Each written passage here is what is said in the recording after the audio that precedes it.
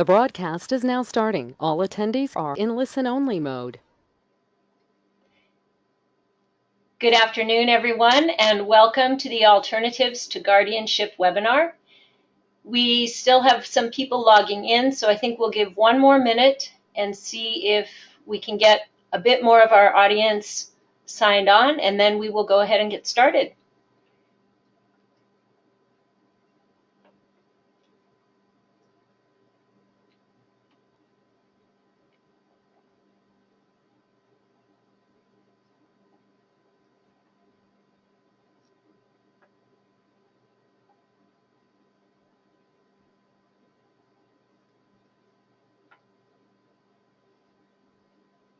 Okay, we'll go ahead and get the webinar started. Welcome, everyone. I'm Kim Brown with the Rural Institute for Inclusive Communities, Transition and Employment Projects, and I will be your moderator for today. This webinar is sponsored by Children's Special Health Services and is funded in whole or in part under a contract with the Montana Department of Public Health and Human Services. The statements shared in today's presentation do not necessarily reflect the opinion of the department. All of our audience members are currently muted. This helps to cut down on the background noise so that everyone can hear our presenters. If you want to ask one of the presenters a question or make a comment, please type your question or comment into the chat box. And please note that only you, the moderator, which is myself, and the presenters will be able to see what you've typed into the chat box.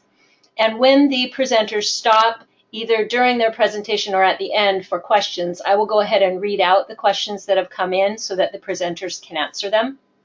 And any questions that we don't get to today, we will respond to by email as time permits. For those of you who requested Montana Office of Public Instruction renewal units when you registered, those will be emailed to you after the webinar, and it can take up to a couple of weeks to get those sent out. Please note that you do have to have pre-registered in order to receive the OPI credit, and unfortunately, we're currently unable to issue other kinds of attendance documentation. Today's session is being audio taped for the Transition and Employment Project's resource library. The recording for today's webinar will be posted to the Transition and Employment Training Archives page, and I'll put that up in your chat box in just a minute. We'll get that up as soon as possible. It generally takes about a week to a week and a half to get the recording posted. And please note that the slides for today's session are already available on our website, and they're also available in the handouts section of your dashboard on GoToWebinar. So in order to find the handouts section, if you look at the upper right-hand area of your screen, there should be an orange box with a white arrow in it. If you click on that, it should open up the dashboard, and on that dashboard area, you should see the chat or question window where you can type in any questions or comments that you have, and you should also see a handout section with 5 handouts. We have the slides for today's presentation on there, and we also have 4 handouts that our presenters will be describing to you during the session.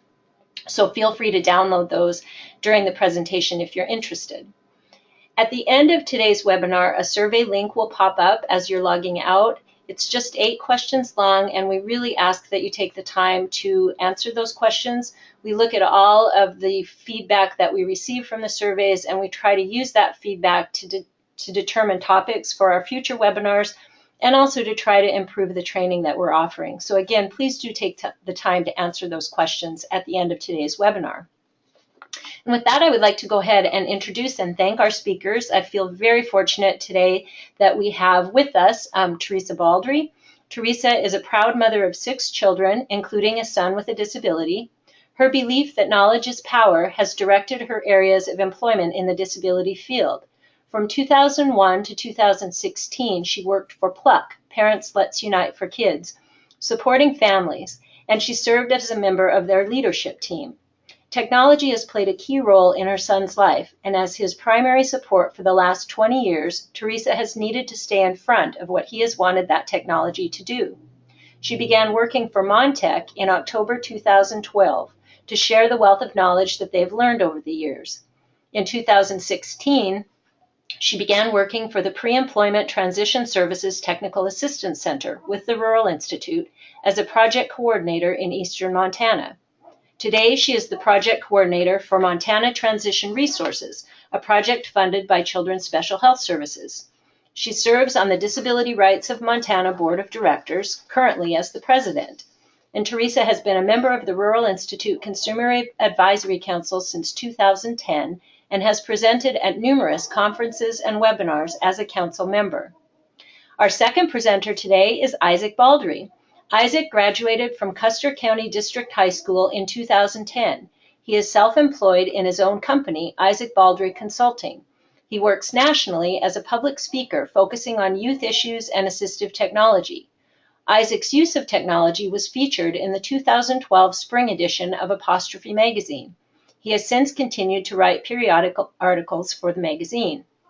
Within the state of Montana, Isaac does contract work in the area of youth disability issues. He attended the Montana Youth Leadership Forum in 2008 and works as the Region 1 facilitator for My Transitions. He has been a member of the Rural Institute Consumer Advisory Council since 2008. And just as a side note, in all of those years, 10 years now, Isaac has never missed a single meeting of the Advisory Council. And he's presented on multiple webinars for the Rural Institute. He is also a private contractor for the Rural Institute through his company.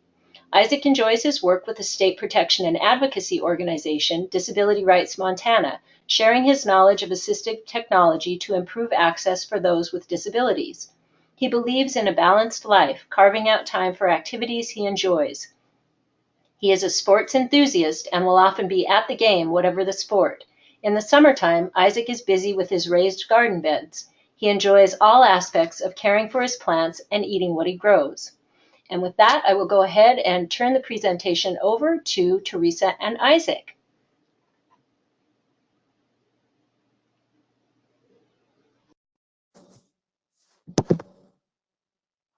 Okay, so hopefully things are showing up and we're ready to go.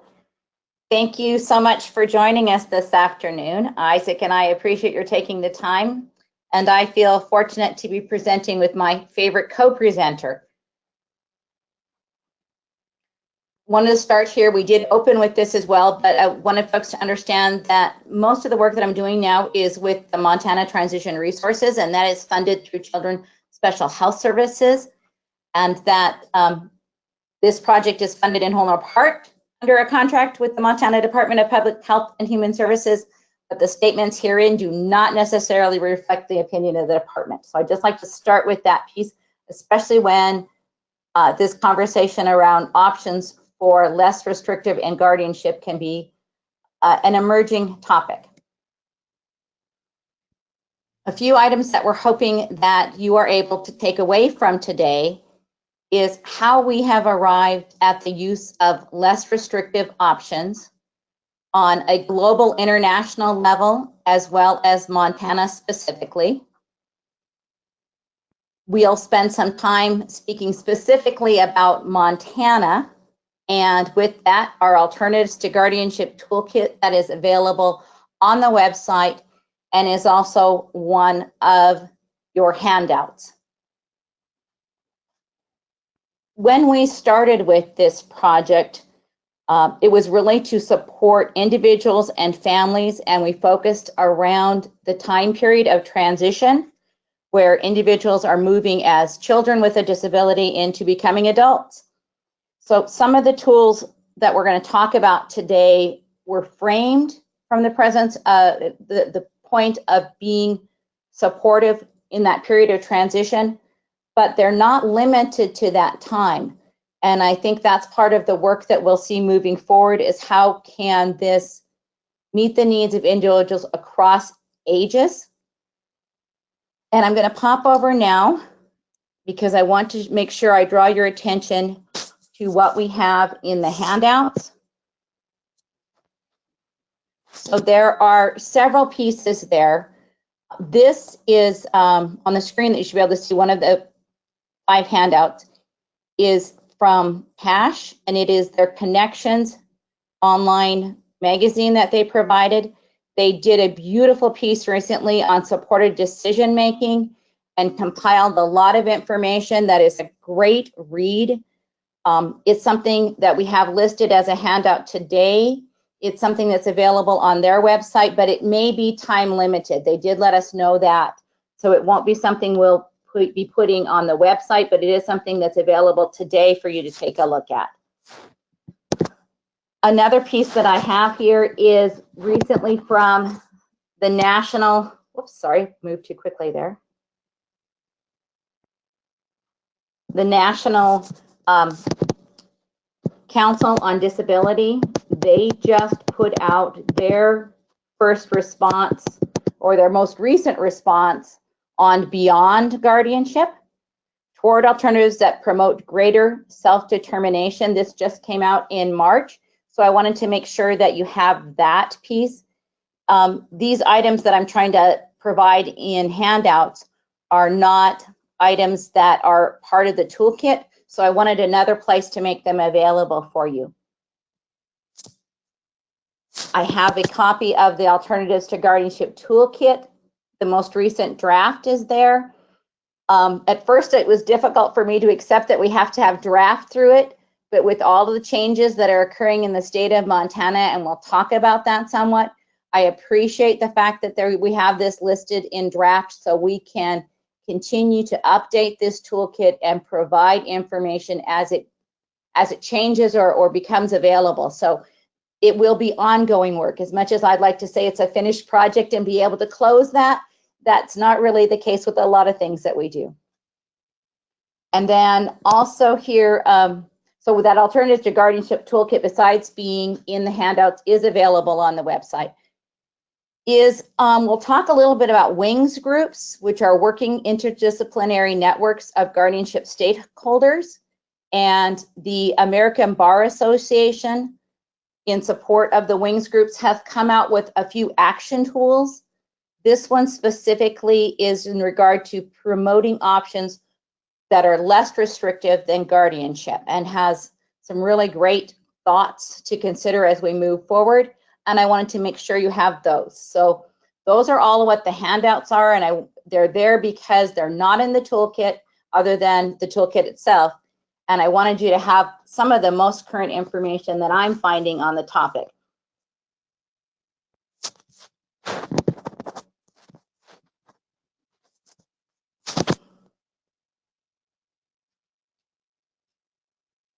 And I opted to allow you to see my messy desk rather than try the pause feature and forget to unpause my screen. So my apologies.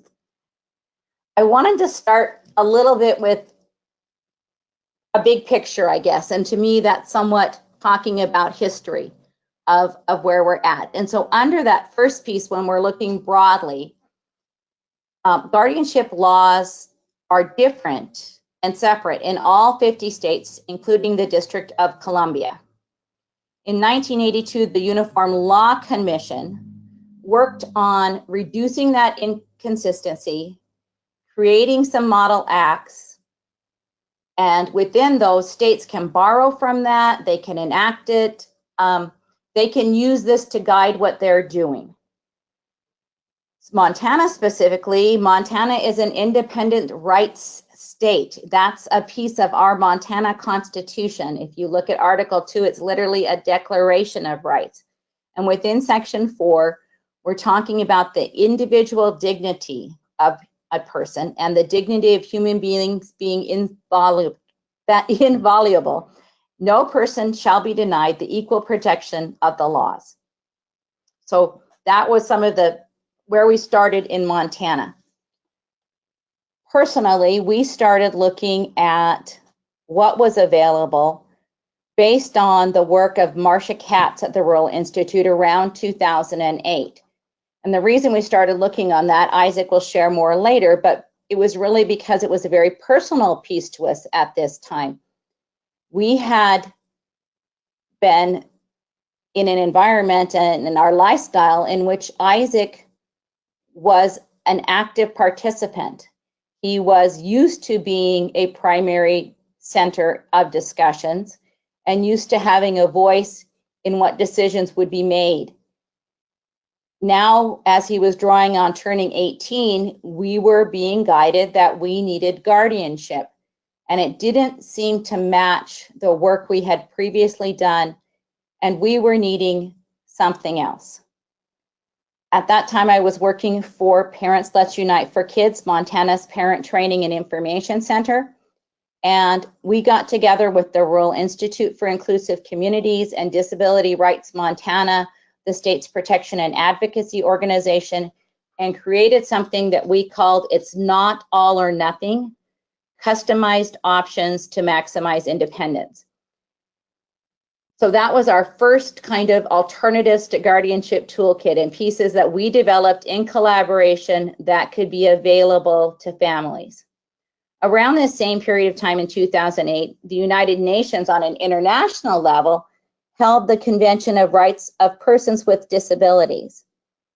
And within that, on Article 12, they talk about equal recognition before the law. A really important piece that came out of that, you'll see underlined at the bottom of the slide, is parties shall recognize that persons with disabilities enjoy a legal capacity on an equal basis with others in all aspects of life. This started conversation around the idea of capacity not being mental capacity, but there also needed to be a recognition of legal capacity for individuals with disabilities. And with that, I'm going to have Isaac talk with us. Hello, my name is Isaac Baldry. I am in charge of my own life. I use it as my story.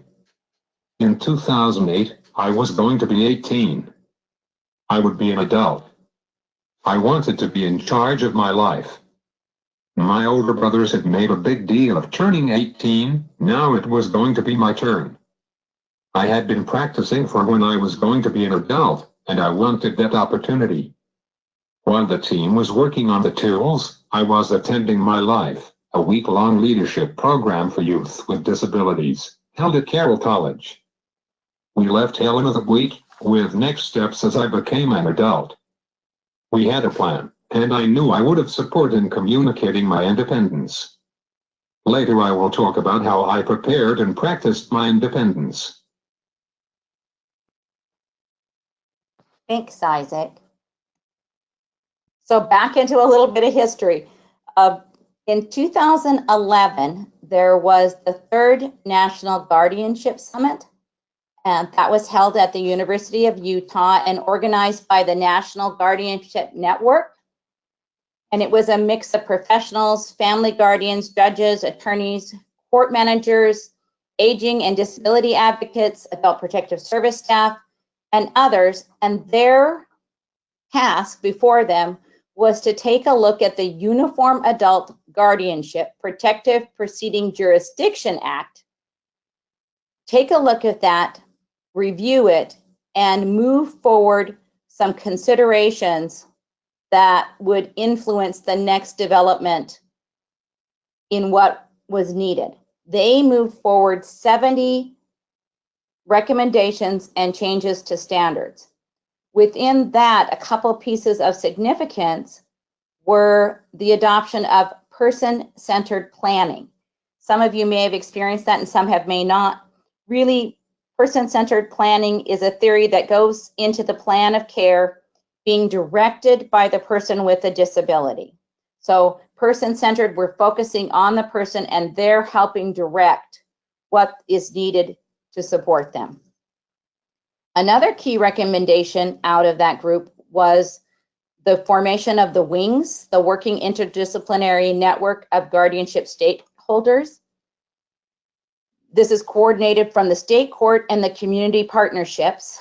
There were a few funded groups, but currently, as of November 17th, all of the states listed there have a piece going on with WINGS. So in Montana, what that looked like is our 65th legislature, through House Bill 70, created a WINGS committee. We were the first state to legislate a committee, and that committee has begun meeting in the state of Montana in March and will continue to do so. The goal is to have something ready to present and influence what is done in the 2019 legislative session, which will begin in January of 2019. So we have our work cut out before us. I am grateful to be a part of that group. One of the big pieces that we're looking at is some of the most recent to come out, and that is from the Uniform Law Commission, the latest act being the Guardianship, Conservatorship, and Other Protective Arrangements Act. They have a really long acronym, so it's almost easier to say the whole name of the act. But it's really a comprehensive look at guardianship and what would be required, what is least restrictive. There's a if you go to their website, and part of why I wanted to have this here is if you go to their website, they have a legislative fact sheet there. You can download the enactment kit, but just with this coming out in, it was released in 2017 and the comments were published in 2018. 2 states have already taken action on it. In New Mexico, they introduced some legislation to start bringing in pieces of this. So we talked about at the beginning where states could choose what parts to bring in.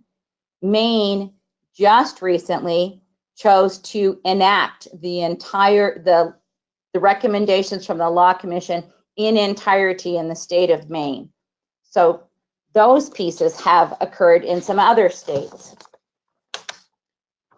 Some of the pieces that I think were really important to know is that it made it mandatory, and what's relevant to what we're doing is it made it mandatory to have less restrictive alternatives. And that's some of the first time I've seen that language coming up. We'll talk about what Montana's law is, but now it's mandatory that we have some less restrictive alternatives and provides a definition for what those are. So now, unfortunately, I'm going to go backwards in time just a touch and speak more Montana specific. In 2016, the Montana Youth Transitions Conference and that group brought in Jonathan Martinez as a primary speaker to provide information around supported decision making. They also have a website, and it's the, if you wanted to Google it, that's what it is. It's listed down in the corner. There is a ton of information around supported decision making there, but those couple days with Jonathan really prompted us to take a look at where were we with our work from 2008 and the Alternatives to Guardianship Toolkit, and was there a need to update it based on what had changed in the state of Montana?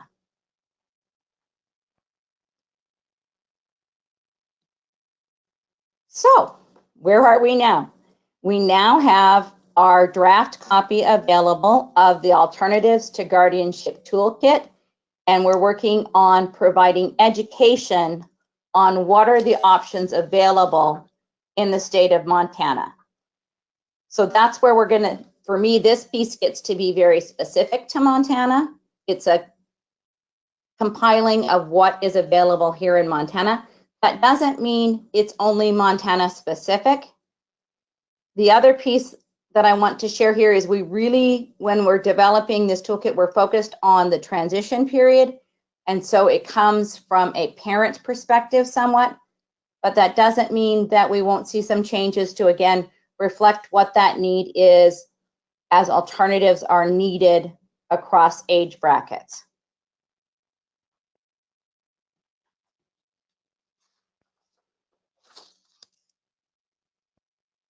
Another piece to talk about is just what is guardianship, sometimes referred to as a conservatorship. So it's important to find out in your state what those terms mean. In Montana, guardianship is usually guardianship of the person, so a court-appointed decision maker. A conservatorship often only refers to financial assets. But overall, guardianship is a court process where an individual is deemed incapacitated, and there is a termination of that individual's rights, their ability to participate in choice. Sometimes when we start talking about guardianship, it becomes difficult because there are people that would believe that if I'm talking about less restrictive options, I don't believe in guardianship. And sometimes guardianship is the right choice for an individual. We have a couple things to really think about. That being that currently we have available to us a spectrum of solutions based on what's needed by each individual person. Not only within that do we have a spectrum, but we really need to be considering what's the least restrictive form available of an intervention that's consistent with the person's welfare and safety. One of the changes we're starting to see is the plan not being so much about what is needed by the guardian, but what is needed by the individual under a guardianship. I see this focus changing, and I think it's really important in respecting the rights of individuals. So the purpose of this webinar is really to raise awareness of what all is available and items that should be considered either by the individual or those supporting them.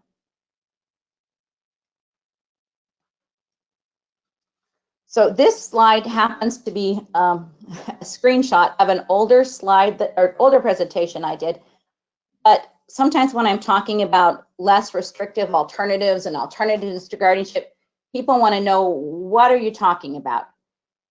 So it sometimes helps to have an idea of it being that least restrictive is something we talk about in education, and look at it as having different levels of support based on what the individual needs to be successful.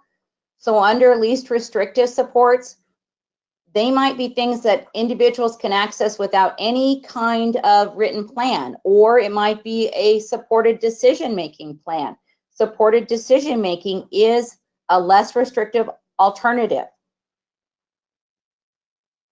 We're really talking about what are all of those tools that could help keep the person at the center and an active part in making decisions as they become an adult.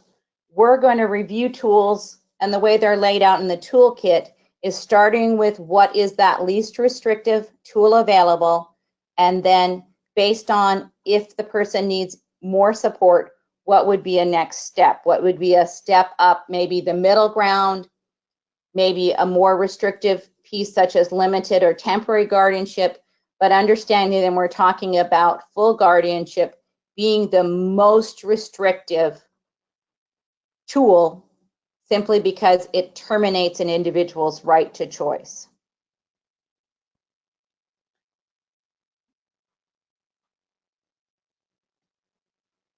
So where is this alternatives to guardianship information? This is a screenshot of our website under alternatives to guardianship. So if you went to the Rural Institute and the transition page, you'll see all of these buttons that are on the left. And if you click on alternatives to guardianship, it will bring you to this page where you can download the toolkit either in a Word or PDF format, as well as a lot of times families, even though we've limited this toolkit to 30 pages currently, getting through 30 pages can be more than a family can do. So if there were specific pieces that they just wanted to take a look at or read briefly, we've got it broke down to, if you've got a couple minutes to read one piece, here's how you can access that piece of the toolkit.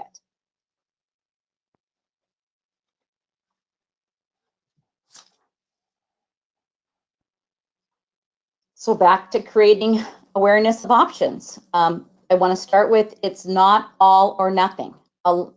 Currently, there's the belief that individuals either have a guardianship or they have nothing to support them. And that's not truly where we're at. There are a lot of pieces available that could be used to support an individual. Families just often aren't aware of what those are. Nationally, 70% of referrals from guardianships are coming from schools. For families in transition, that's happening sometimes at what we would consider that transfer of rights. And there's a belief that if a guardianship doesn't exist, there won't be anything to support this person. So again, it's a lack of awareness of what all is available. Also within this section, I wanted to talk a bit about capacity. Capacity is something that is fluid. For all of us, that's something that can change. So it may be that our capacity on a specific topic is determined by the life experiences we've gotten to have, the opportunities either for education or experiences, as well as what medication an individual is taking, what medical conditions the person is having, and how maintained those medical conditions currently are. Sometimes we could be looking at the need for increased support in a short term. It may not be something that's needed beyond 3 months, beyond a year. So that capacity is something that can change for all individuals with and without a disability. Sometimes when we're talking about individuals with disabilities, we're not always providing that opportunity to learn. It was done at an earlier age. It's too late. We've tried that. We don't want to necessarily experience the risk involved. It's not important for them to know. So having that opportunity to learn information can impact your capacity within areas. Lastly, within that, everyone grows, and what they have can change over time. That can be good and that can be bad. Specifically, when we're talking around transition, I have had the opportunity to have now 6 young people move from that time period of being 18 until who they are 23 to 25. That the amount of change that happens for an individual without a disability is quite significant. But we're trying to determine the capacity of someone just because they have a disability at age 18, where in the general population, individuals grow, acquire skills, and change in becoming adults because of experiences they're allowed to have.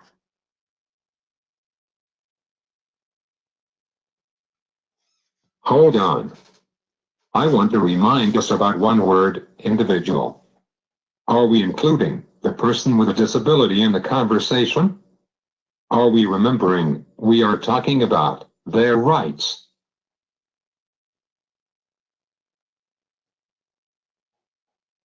When I was little, I had a game. In order to make it work, you had to make sure all of the pieces you added were connected and able to move together. If we are each a gear, are we working independently, not connected, not touching? Are we leaving the person with a disability out of the process? Are we forgetting they are an essential cog? Are we working together to support movement by the key person, or are we fighting, unable to move? Everyone wants control, to be the director of movement.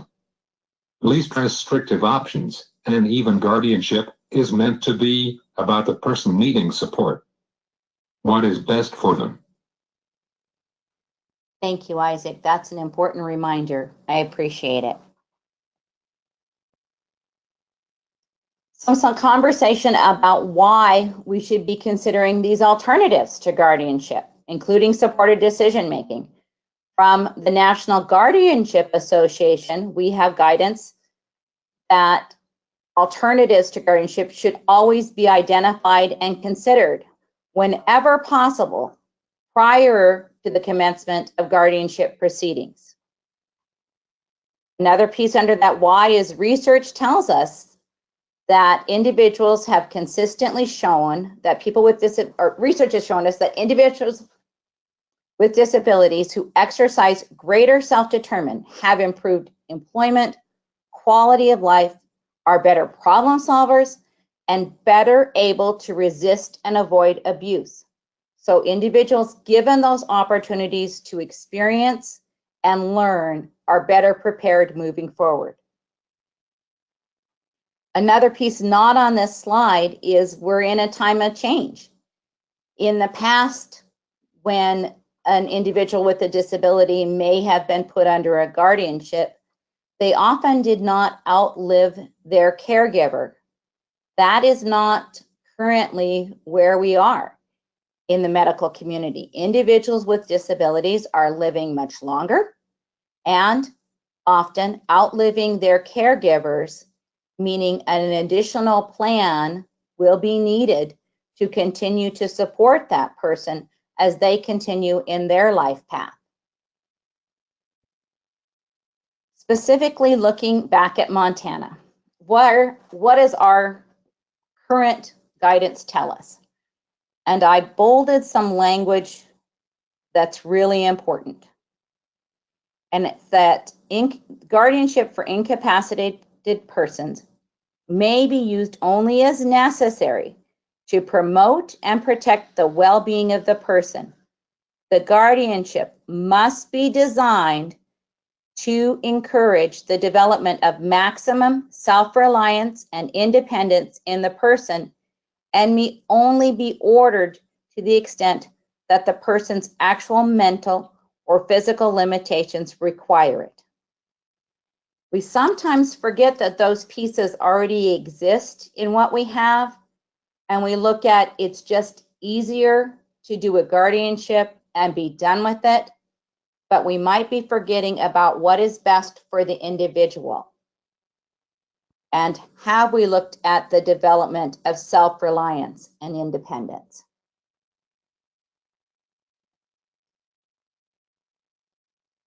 When is next one of those big questions. Recently got to hear from some states looking at guardianship and questions to be asking families broken down into categories, but was thrilled to see they have a 0 to 4 category. So they're looking at it very, very early. It's never too early to start this conversation about what supports will be needed for this person and how can we provide them in the least restrictive way, allowing for growth. It's also never too late. So if something hasn't been done, it doesn't mean that something can't be added, and that we can't provide access to learning, that we can't provide some of these alternatives to support the individual. It's just the sooner we can start with something, the easier it is for the family and the easier it is for the individuals. We should also consider that we'll need time to develop these tools. The person who will be using the tool needs to be a part of that conversation and needs time to understand what the tool is meant to be and how it will be used and when it will be used. So time to experience using a tool. The individual may not already have a signature, and again, that can change. I know individually for Isaac, initially he preferred a stamp.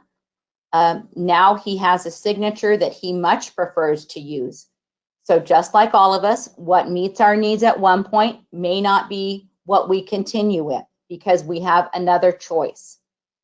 So they'll need to develop that signature. They'll need to learn about when do you sign things, what do you sign, and how do you, what can you do if you're feeling pressured about your signature.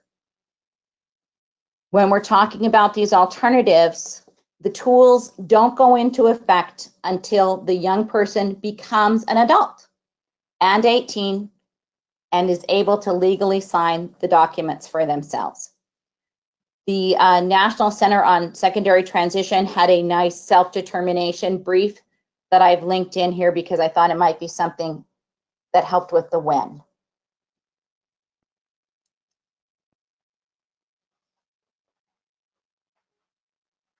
So if we're going to look at alternatives, we have to start to get to know the individual.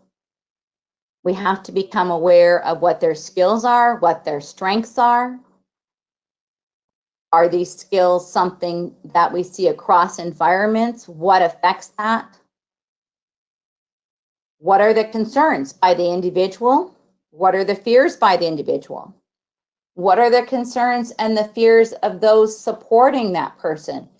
If we're going to look at where we're going to need support, we have to take a look at where we currently are. At the bottom of this, you'll see a link to a tool developed by the American Bar Association, and it's called the Practical Tool. It was developed to be used by attorneys. There's a guide for it as well, but I think just for something that's available that provides questions to consider, it's a well done document and brings together information to start that conversation. When we're getting to know the person, we also have to consider, where do we want to see growth? Where do we expect we could see growth? Are there opportunities being provided for the individual to develop skills in these areas? So if we've identified a weakness or a skill that they need, have we also created an opportunity to increase that skill, to maximize that independence? One of the pieces I really like about alternatives to guardianship is adjustments can be made to these tools that an individual is using based on the needs of that individual. Using alternatives doesn't require us to go back in front of the court and have a change made to a guardianship or a power of attorney. It's a tool that can be adjusted because the person needs that to change. That example being Isaac's signature. One piece within power of attorneys that Jonathan shared with us and allowed us to share was to create a growth clause within a power of attorney. And this was the language that he shared with us for families to consider using that allowed for that growth. And again, something that would be a less restrictive, still involving the person, than guardianship.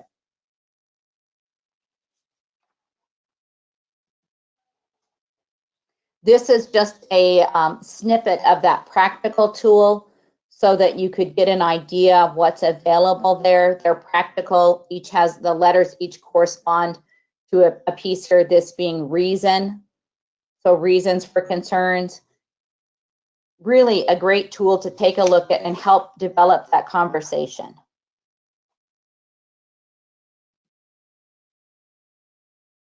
So next I want to spend a little bit of time talking about supported decision making because of how important I feel it is in part of this alternative. Supported decision making is a process rooted in the belief that all people have the right to make choices and decisions about their own life. It's not a specific tool, it's not a specific form, it's not one recognized process. The important pieces are to remember that it is directed by that individual that's being impacted, that their choices and decisions are enabled through whatever is created, and that what is created is based upon their wants, their needs, and their preferences. When using supported decision making, individuals with a disability or needing support choose those around them who are going to be part of their supported decision-making team. It can be family members, it can be friends, professionals, but it's people that they value the information from them. They may appreciate that the person helps them understand information, helps them understand the impact of choices, and helps to create options that need to be considered when making a decision. Again, there's the National Supported Decision-Making website. They have a beautiful message, a welcome message that talks about supported decision-making. And Isaac's going to share a little bit about how he uses supported decision-making. Whoops, I fibbed you. We're going to do that after I do this. I apologize, Isaac. I jumped ahead. Teach me to read my notes. So how do we make big decisions in our lives? A lot of times, if we're given information, we have the option and the opportunity to ask individuals around us to guide our decision. So if I receive medical information, I might call one of my family members in the medical profession, my daughter-in-law, one of my own children, and ask them what their thoughts are on this information. What do they have to contribute as I move forward in making a decision? My using that is considered to be wise. When an individual with a disability starts to seek out that help, we sometimes view it that means they're unable to make a decision simply because they're an individual with a disability. We don't give them that benefit of saying, wow, you went seeking information. Instead, ooh, that's something to be concerned about. An example I like to use on when I'm talking about this is if something happens to my vehicle, I am not user-friendly with my vehicle.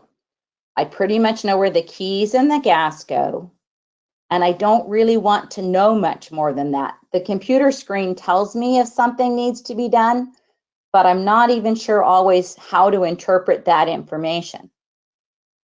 My brother-in-law, John, knows he's going to get a call. I'm going to need more information, and he's a trusted resource to me to determine what I may need to do.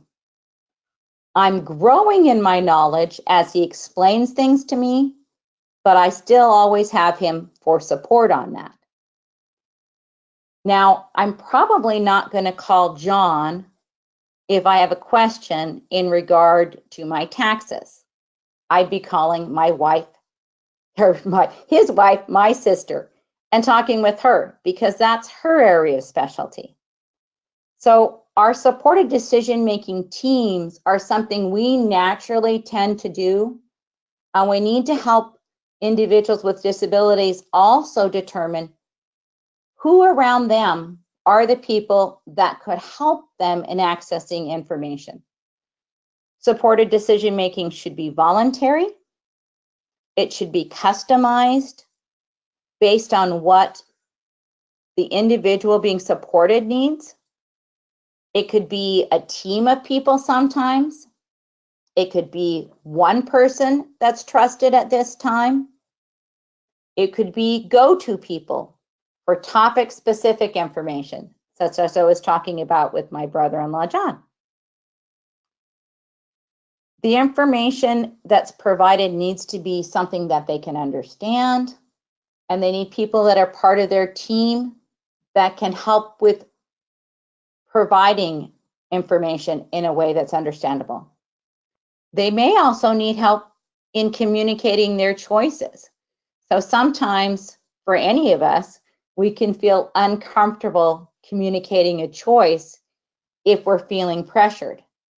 But for individuals who language is then impacted or as part of their disability is impacted, they may need help either preparing how to communicate their choice or practicing how to communicate their choice. The goal is that the individual retains control of their own life and that choices are made available to the maximum extent. So under that supported decision-making website, they have some model agreements. They also have a brainstorming guide. And they have an overall piece on teams called Setting the Wheels in Motion. So again, all of that information is in the toolkit, but it's also available for you here on these slides. The important piece is to develop some kind of a plan, and for that individual who's the owner of the plan, the center of the plan, who do they want to share it with? Who are their need to know people? And now, Isaac, if you would please help me out with how you use supported decision making. Supported decision making allows people to exercise their right to choose. It focuses on the person, not what legally is to be done to them or for them, but the emphasis is on with them.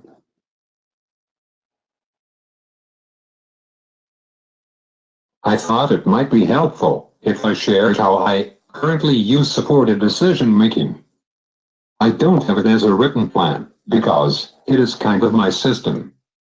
I can spend a lot of time thinking on things, sometimes too much, and then I start to worry. I need a way that moves things forward so I don't get stuck.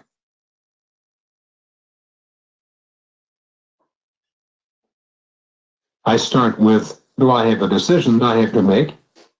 Do I have something I am worried about? I identify what I need to address. Then, I talk with my mom or my sister about what I am thinking on. Next, we decide if I have enough information. If I don't, I may have to go on the internet to get information, or identify someone I need to call. If I am going to make a call, I have to decide if I want to ask the questions, or if someone else is going to ask, and I am on speakerphone with them. Usually, I want to ask the questions. I have to then program what I want to know. I like to have someone with me when I make a call, in case there is a problem. I now even have programmed, please do not hang up on me. I use this computer to speak. Works most of the time. Before I get off the phone, we make sure I have all the information I needed. Now, I have to think about, did what I learn give me new problems I had not thought about? Do I now have more possible solutions I had not thought about? Am I ready to make a plan? If I have a plan, do I need anyone to help me with my plan? If I do, have I told them what I need from them? Sometimes, I just like to talk through my plan so others know what I wanted to have happen. Sometimes I need to practice my plan so I am sure it will work. I feel better when I have a plan and know what to expect. Thanks, Isaac. So within the toolkit, we really wanted to take a look at some specific topics that were of interest to families. One of those being around the topic of education. So within the toolkit, and I'm pulling up my toolkit now. So again, it's one that you have available to you. We have this initial part of nothing added. So within that, when an individual turns 18, they're now in charge of their educational decisions. Hopefully within the transition process, activities have been provided to help the young adult determine their decision-making skills. Parents still receive notice, and this is specific to Montana, of all educational evaluation team meetings and individual education program meetings. Nothing has to be done for that to occur. That's the expectation. Students can invite a parent to participate in an IEP meeting. as a person with specialized knowledge. But when it comes to signing for the approval of the IEP, that falls to the young person. If that young person had chosen to use a supported decision-making model, they could now consult with a trusted team or the team members about any needs or concerns they have in regard to their educational plan before signing to the agreement and to the IEP. They could even choose not to sign at the meeting, but to take the developed plan back to their team for conversation so they have the opportunity to understand that information, make sure their choices and direction are included in the plan.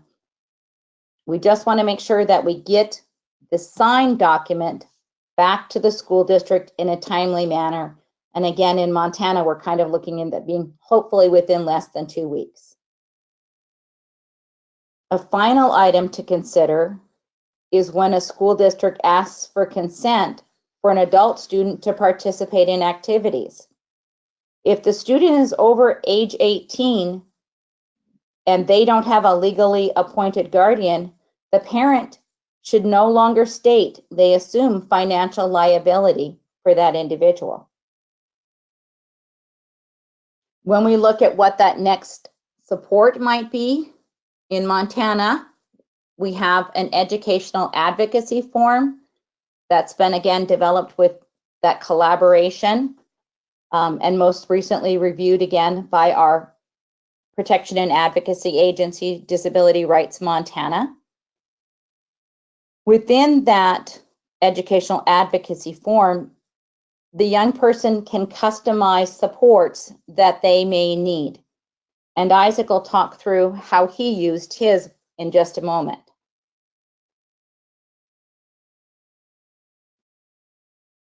This form can include a piece for consent to release information and can include how an advocate will assist in signing of the IEP. When an educational advocacy form is created, it should use language that is comfortable to the person who the plan is for and should include the components or the pieces that they individually identify are important for their success.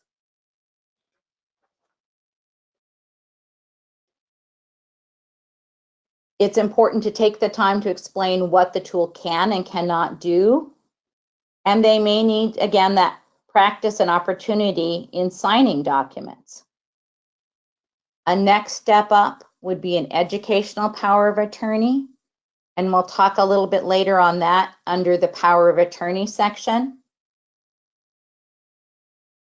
Lastly would be what would be considered a limited guardianship, only for the purposes of education.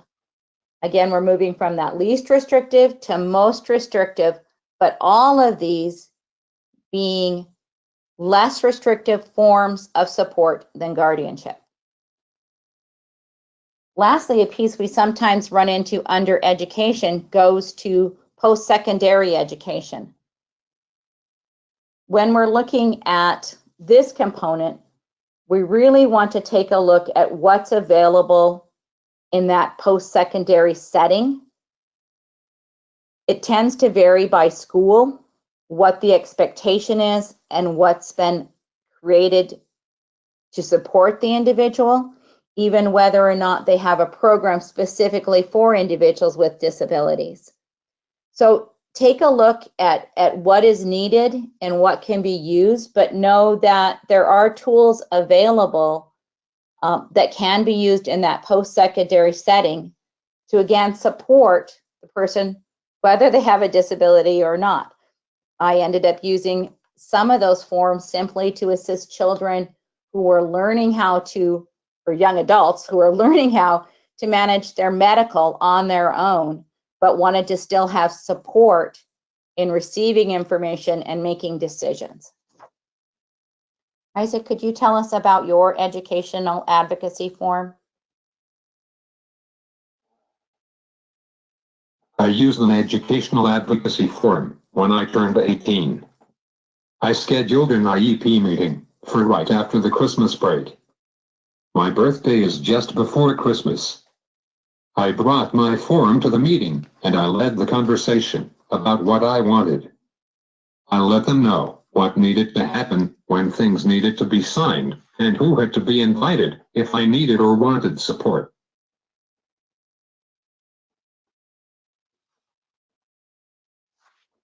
Fortunately for me, my team had gotten used to talking with me about a concern. They knew I would need time to decide and information. My principal and I had already worked through what would graduation look like for me. If I had a concern with the elevator or ramp, he knew I would be coming to him to work out a solution. I felt better that everyone had a copy of my plan and knew what to expect. Thank you, Isaac. The next big topic area tends to be medical.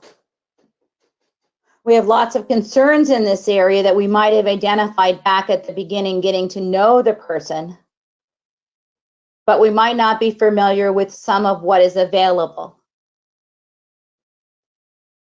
Another piece within that is that opportunity for growth and how much opportunity for practice has there been provided. Fortunately, also going on at this time is some beautiful work around healthcare transitions. So I've included on the slide a link to that. It's part of a new project that a next step in project that we're working on at the Rural Institute, and I'm really pleased to be able to spend time on how important this medical transition is for the success of the youth as well as the family in moving forward with healthcare that maintains for a lifetime. So under those nothing added, when a young person turns 18, they're in charge of their medical care. This includes having the responsibility to make and attend appointments, fill prescriptions, take medication as needed, etc. It also includes having the right to access medical records. A young adult may need assistance to navigate the system as well as understand information. Practicing these skills can help prepare a person, but sometimes that may not have occurred until we're already looking at them being an adult. If we were using a supported decision-making model, the individual may have someone who they've identified in regard to medical information.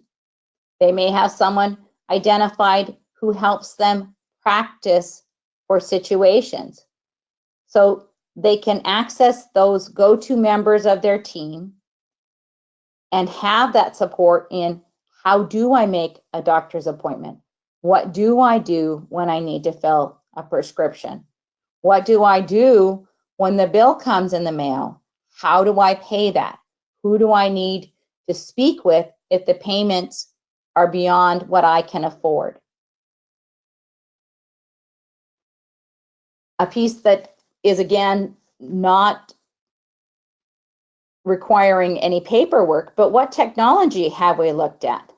There's tons available out there now to monitor our health, to help with reminders of medication or appointments. On a day-to-day basis, I set reminders for myself as to appointments. It's a tool I use that helps me be more efficient. There's note-taking pieces for communication. I was extremely grateful when I was unable to attend a recent doctor visit for one of my children, and someone else was having to step in as the adult present, and they were able to record that information for us to share with another doctor in his home state, as well as to have available for that direct information on what had occurred and what needed to be done. Using those kinds of pieces, again, is just an informal way of providing support, but very meaningful in the success of the person. Apps are available to monitor exercise, sleep, blood sugar levels. Are these something that the person needs? In Montana specifically, we have, out of our 2017 legislative session, what are called lay caregivers, or a designated caregiver. So we had law that was passed that upon admittance to a hospital and before discharge, designated caregivers need to receive information for the individual to maximize their returning home.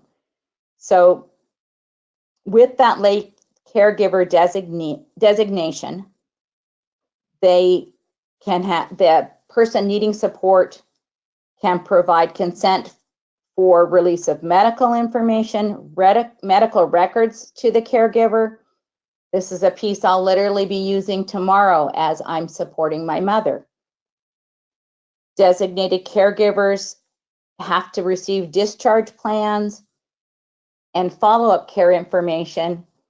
Unfortunately, it's all in our Montana code and part of a legislative bill. So that piece is within the toolkit.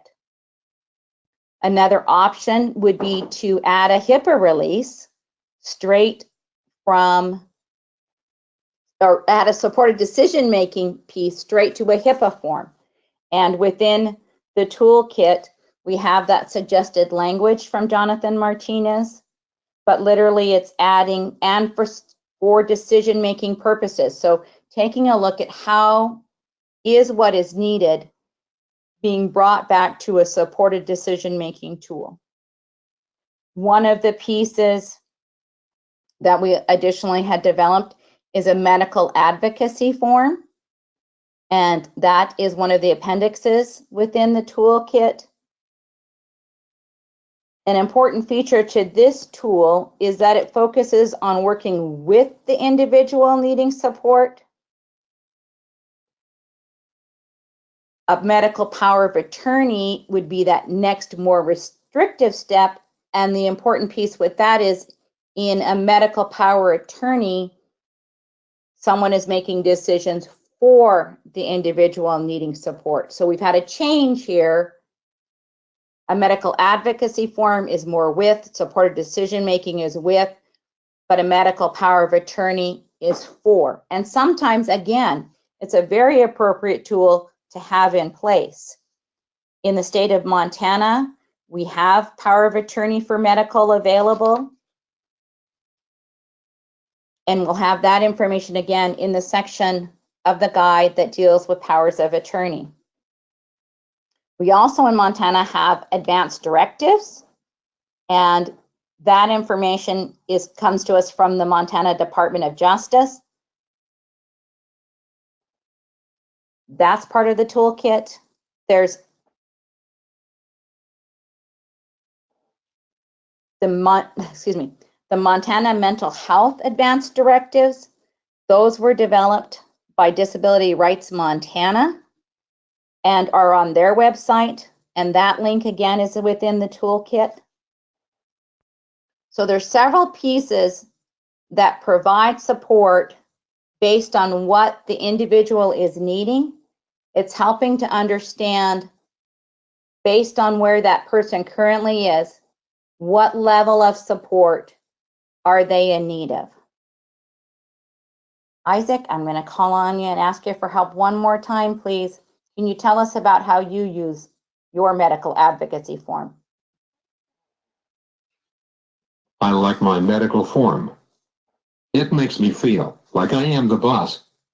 I started using it with doctors the first month I turned 18. I took the form with me to my primary doctor and to the specialists I see.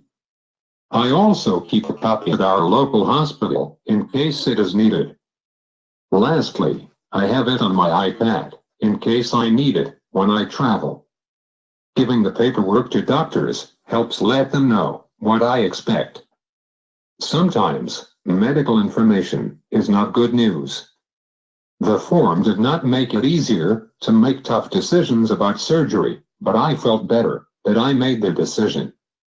My form helped make sure information was given to me and that I understood the positives and negatives. I make all my medical decisions.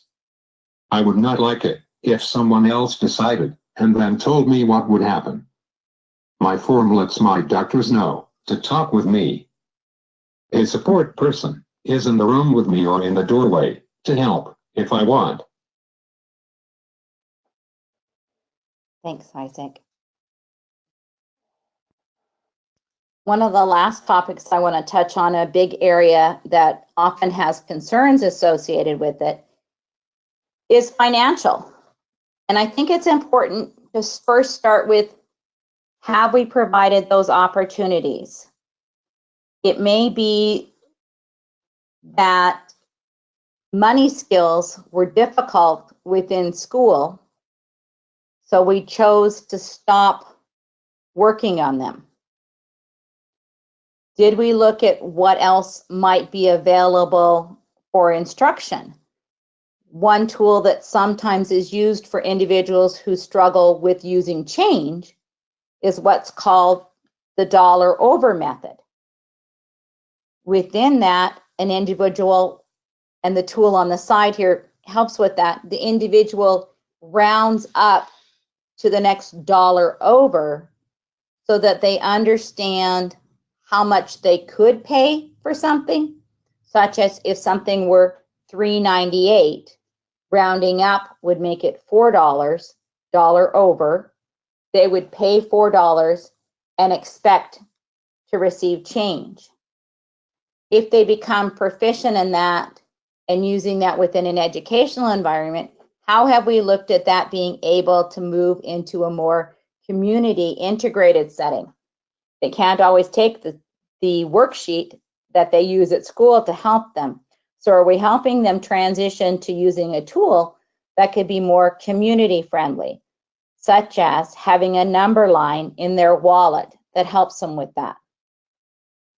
There are a lot of resources available around financial literacy, and so we have those as links within the toolkit so that you can go and access what's available for education around financial literacy. Another piece that can impact one's understanding of money is, have they had that opportunity to have money, to earn money, and to make a choice as to what that money is used for? If we're not given those opportunities, we may not learn about what money is for, how to use it, what's safe, what's not. But having that opportunity to have paid employment at minimum wage or above can really be important to understanding the impact of money. And again, this is an area that we really could see change and growth simply because of what opportunities for education are provided. When we're looking at those minimal supports, it might be that we have a supported decision-making plan around financial items. It might be that the individual uses cards for a specific store with a specific amount of money that's available for their choice making of purchases. A next step up might be to look at an account that requires joint signature, or that there's a shared account and discussion around how much money is available on a debit card or a prepaid card. A next step up on providing more support may be having someone who is a representative payee. We want to make sure representative payees understand their responsibility to report to Social Security how that money is being used if it's appropriate for the person to have a representative payee. There can be a financial power of attorney. And again, when we've moved to that power of attorney, we're talking about someone who makes the decision for instead of with. There could be trusts that help with the management of larger amounts of money. And when you start looking at trusts, I really recommend that you speak to an experienced professional to establish language within that trust to meet the needs as you intended. There are multiple kinds of trusts available. Conservatorship in Montana goes back to that being the legal process, could be part of a guardianship, could be separate from a guardianship and only be a conservatorship of finances and property. So it's often sometimes referred to as a limited because it is limited and only affecting finances. Another tool that's out there and has recently become available, we have them available in Montana, are ABLE accounts, which are Achieving a Better Life Experience accounts. They were created through federal legislation, but fortunately for us, in 2015, our state legislature authorized Montana's ABLE program, and those have been up and running in Montana since 2017. ABLE accounts allow qualifying individuals with a disability to have savings set aside up to allowable amounts without impacting Social Security and Medicaid. Savings can be used for qualifying disability-related expenses. Individuals can only have one ABLE account, and the account owner is the person who benefits from that account. The guide has a link to that information and how to establish an account in Montana. Another positive for the state of Montana in regard to the Montana ABLE program, they have actually created an agent authorization or power of attorney form to help individuals have support within their ABLE accounts, not needing a power of attorney for this, but just a piece specific to the ABLE account. So I was pleased that they looked at how can we support individuals as they learn this new process, learn about this new tool, what may they need as they move forward in saving their money and having others put into saving money for their future. This is one of the last appendixes we have attached in the toolkit, and I wanted a few minutes to speak on what it is. Sometimes individuals with disabilities are needing support in other environments. Maybe they're working with a mental health professional, maybe they're working with vocational rehabilitation, but they're still looking for ways to have supports within those settings to, again, facilitate what they feel they need for their maximum success. So we have a consent to authorize advocacy and release of information form that can be used with other providers providing support. This again should be customized so it's meaningful for the person who's using the form, and then can be provided. Whoever is named as that authorizing support should be very familiar as well with this tool and hopefully has been part of the supported decision-making team that developed the form or determined the need for the form.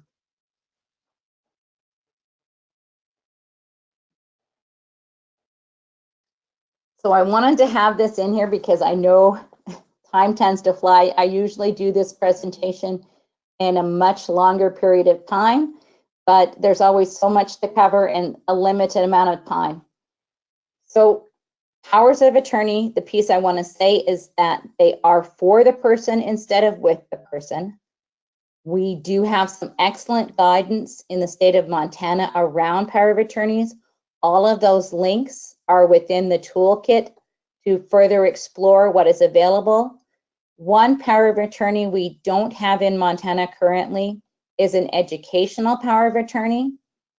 Some other states have developed resources and examples around that, so we included in the toolkit pieces that are currently available in other states that could be used as guidance in developing your own educational power of attorney if that were the tool that were needed. Sometimes when individuals are using some of these advocacy forms, we get the question of, do they need to be notarized? The tools were developed not needing to be notarized. The interesting piece is how people respond when items are notarized, including the importance of the document to the person it belongs to. So sometimes just adding that notary can be beneficial in understanding the importance of the document and the document being received elsewhere. There are a variety of places throughout your communities that can help with notarizing. We often go to our local bank. They know us. They provide that service. It's just another part of the supported decision-making team. It's a resource. When using these advocacy forms, I would recommend that you develop a list of who has them and who they've been shared with, because if changes are made to the form, you may want to replace it. There should be conversation with the individual as to who they want to have these forms, knowing that it may be for a limited time. Do we want to go and collect that back from them? So do think about having a list of who has the forms and what the purpose of their having it was, or for how long the intended placement there was. Within the toolkit, there's a beautiful link to a presentation on respect.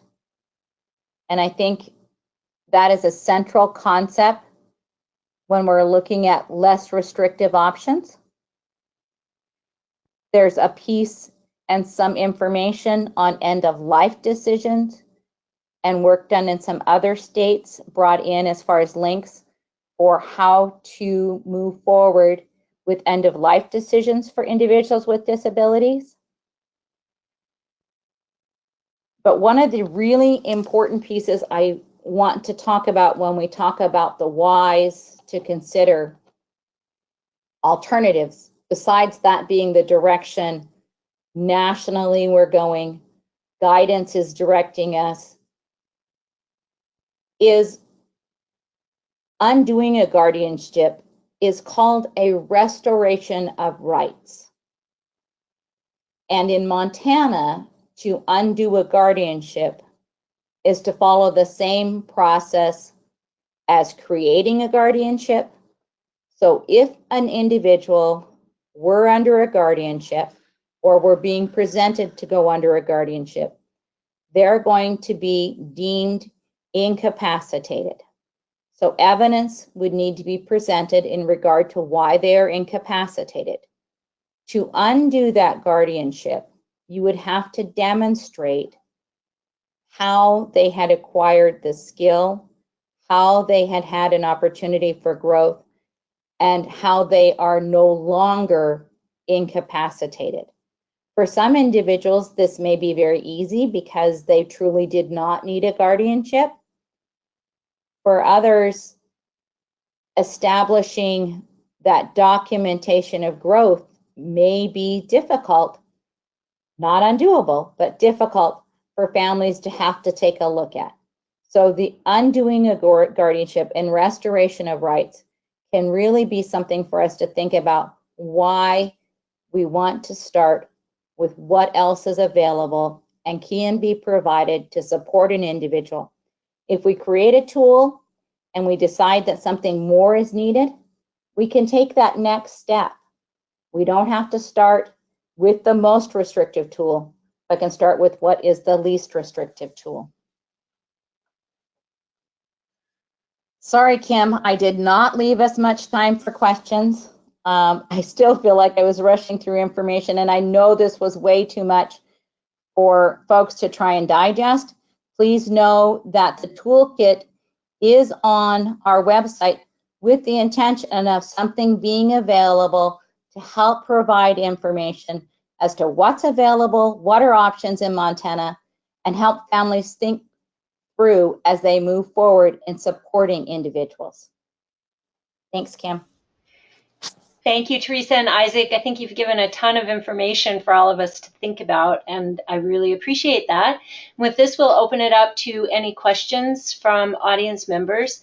Just as a reminder, if you would like to ask a question, go ahead and type that into the chat or question area on your screen.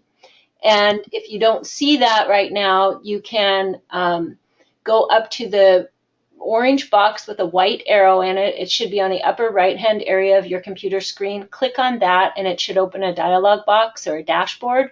On there, you'll see a window called Chat or Questions, and that's where you can type in your questions.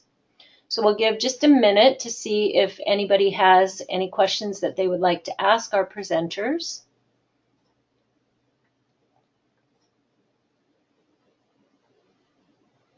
And while we're waiting and giving people a chance to type in their questions, I just have a little bit of housekeeping information. As a reminder, a short survey will pop up when you exit today's webinar, and we ask that you please take the time to fill out that survey. It's just 8 questions, but we do really value the feedback that we get from our audience members. Our next webinar will address healthcare transition resources. Specifically, we will have presenters talking about the Montana Medical Home Portal and also the Montana Parent Partner Program.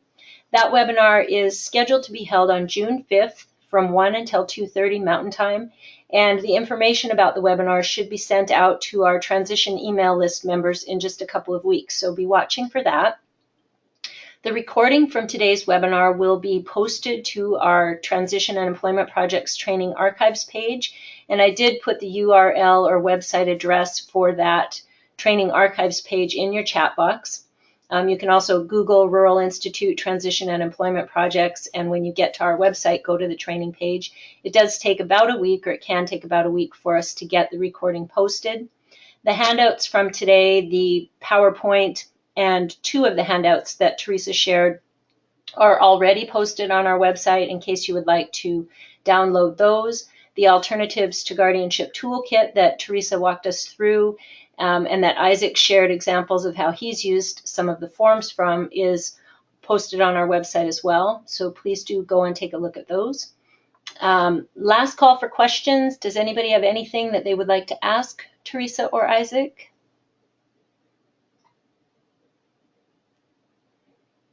Teresa or Isaac, do either of you have any final comments for the audience members?